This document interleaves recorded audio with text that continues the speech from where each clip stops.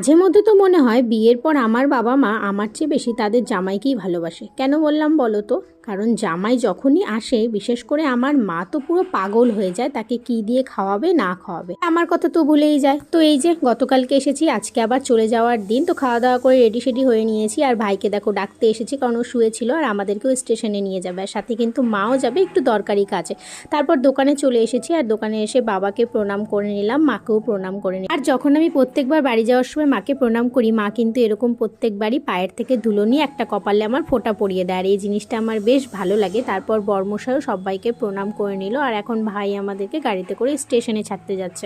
আর train আমাদের একটু late ছিল, তাই মা পার্লারে এসে একটু থ্রেডিং করিয়ে নিল, কারণ আমাদের বাড়ির পাশে দুদিন পর একটা বিয়ে আছে। তারপর চলে এলাম স্টেশনে, আর ট্রেন একটু লেট ছিল, তারপরেই চলে এসেছে ট্রেন। ট্রেনে উঠে পড়লাম, ভাইকে মাকে টাটা করে দিলাম। তারপরে দিকে দীর্ঘ 4 ঘন্টা দুজনে গল্প করতে করতে ফাইনালি বাড়ি পৌঁছে গেলাম।